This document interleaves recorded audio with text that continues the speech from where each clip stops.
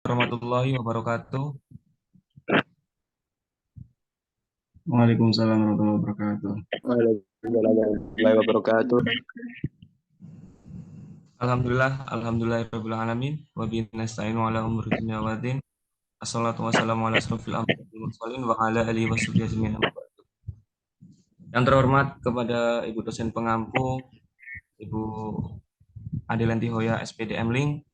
Yang terhormat kepada teman-teman sekalian yang saya banggakan. Baiklah, kami di sini akan menyampaikan materi yaitu yang berjudul tentang kota ramah lingkungan, yang dimana kami beranggotakan 4 orang, yaitu dengan saya sendiri, Muhammad Nuzulul Ulum, dan yang kedua ada Saudari Fitri Novitasari, yang ketiga ada Norma Harjanti, dan yang keempat ada Saudara Devriyadi. Untuk materi yang pertama akan disampaikan oleh Saudari Norma Harjanti. Saya persilakan untuk memaparkan materinya.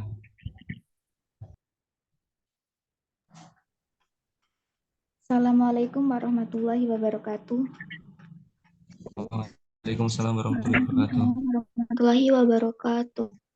Baik, di sini saya akan menyampaikan materi yang pertama, yaitu pengertian lingkungan hidup. Hamparan laut biru yang luas, dataran, bukit-bukit, pegunungan, langit yang biru yang disinari matahari, semuanya merupakan lingkungan alam. Lingkungan hidup mencakup lingkungan alam yang meliputi lingkungan fisik, biologi, dan budaya.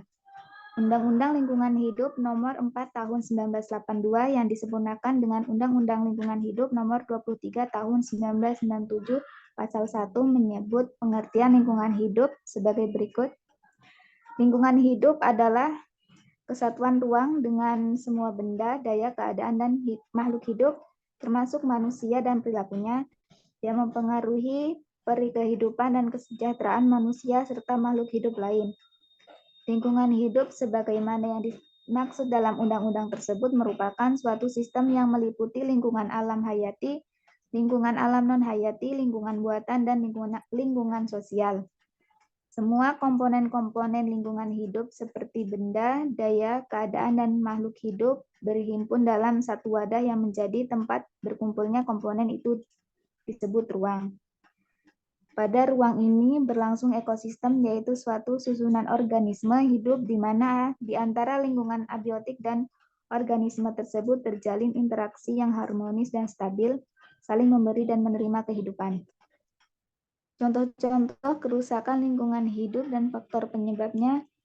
Yang pertama, kebakaran hutan, gundulnya hutan-hutan akibat penebangan liar, mulai melelehnya kutub utara dan selatan, banyaknya sampah di laut.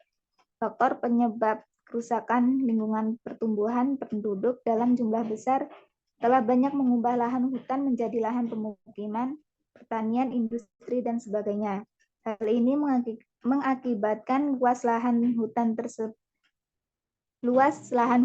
mengalami penyusutan dari tahun ke tahun, sehingga lingkungan hidup semakin sempit. Ini merupakan salah satu faktor kerusakan lingkungan. Contoh lain faktor kerusakan lingkungan yaitu hukum yang tidak ditegakkan, kebutuhan yang semakin mendesak, ketidakpedulian masyarakat terhadap lingkungan, hukum yang bisa dibeli, penebangan liar. Manusia seharusnya sadar betapa pentingnya arti lingkungan hidup bagi kehidupan. Keserakahan yang menyebabkan kerusaknya lingkungan hidup harus dibayar dengan sangat mahal. Kita harus ingat istilah hanya satu bumi, yang berarti tidak ada bumi yang lain. Kita harus segera sadar bahwa bumi kita ini sudah tua, sudah hampir mencapai batasnya. Jadi, jika sebagai generasi penerus harus bersikap cinta akan lingkungan hidup. Mungkin cukup sekian materi yang bisa saya sampaikan. Saya kembalikan ke moderator. Baiklah, terima kasih atas penyampaian materinya dari Saudari Norma Harjanti. Untuk materi yang kedua akan disampaikan oleh Saudari Fitri Novitasari. Saya persilakan untuk memaparkan materinya.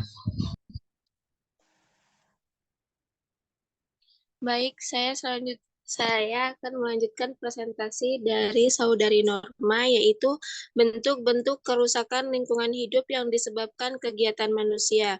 Kerusakan lingkungan yang disebabkan kegiatan manusia jauh lebih besar dibandingkan dengan kerusakan lingkungan yang disebabkan oleh proses alam. Kerusakan lingkungan yang disebabkan oleh kegiatan manusia berlangsung secara terus-menerus dan makin lama makin besar pula kerusakan yang ditimbulkannya. Kerusakan lingkungan yang disebabkan kegiatan manusia terjadi dalam berbagai bentuk seperti pencemaran, pengerukan, penebangan hutan untuk berbagai keperluan, dan sebagainya. Limbah-limbah yang dibuang dapat berupa limbah cair maupun padat. Bila telah melebihi ambang batas akan menimbulkan kerusakan pada lingkungan termasuk pengaruh buruk pada manusia. Salah satu contoh kasus pencemaran terhadap air yaitu kasus Teluk Manimata di Jepang. Ratusan orang meninggal karena memakan hasil laut yang ditangkap dari Teluk Manimata yang telah tercemar unsur merkuri atau air raksa. Merkuri tersebut berasal dari limbah-limbah industri yang dibuang ke perairan Teluk Manimata, sehingga kadar merkuri di teluk tersebut telah jauh di atas ambang batas. Kasus-kasus pencemaran perairan telah sering terjadi karena pembuangan limbah industri ke dalam tanah, sungai, danau, dan laut. Kebocoran-kebocoran pada kapal-kapal tanker dan pipa-pipa minyak yang menyebabkan tumpahan minyak ke dalam perairan menyebabkan kehidupan di tempat itu terganggu. Banyak ikan-ikan yang mati, tumbuh-tumbuhan yang terkena genangan minyak pun akan musnah pula. Usaha-usaha pelestarian lingkungan hidup. Yang pertama, bidang kehutanan, kerusakan hutan yang semakin parah dan meluas perlu diantisipasi dengan berbagai upaya. Beberapa usaha yang perlu dilakukan antara lain yaitu penebangan pohon dan penanaman kembali agar dilakukan dengan seimbang sehingga hutan tetap lestari. Yang B, memperketat pengawasan terhadap penebangan liar dan memberikan hukuman yang berat kepada mereka yang terlibat dalam kegiatan tersebut. Yang C, penebangan pohon harus dilakukan secara bijaksana. Pohon yang ditebang hendaknya yang besar dan tua agar pohon-pohon yang kecil dapat tumbuh subur kembali. Melakukan reboisasi atau penanaman hutan kembali pada kawasan-kawasan yang hutannya telah gundul dan merehabilitasi kembali hutan-hutan yang telah rusak. Memperluas hutan lindung, taman nasional, dan sejenisnya sehingga fungsi hutan sebagai pengatur air, pencegah erosi, pengawetan tanah, tempat perlindungan flora dan fauna dapat tetap terpelihara dan lestari. Sekian materi dari saya kembalikan ke moderator.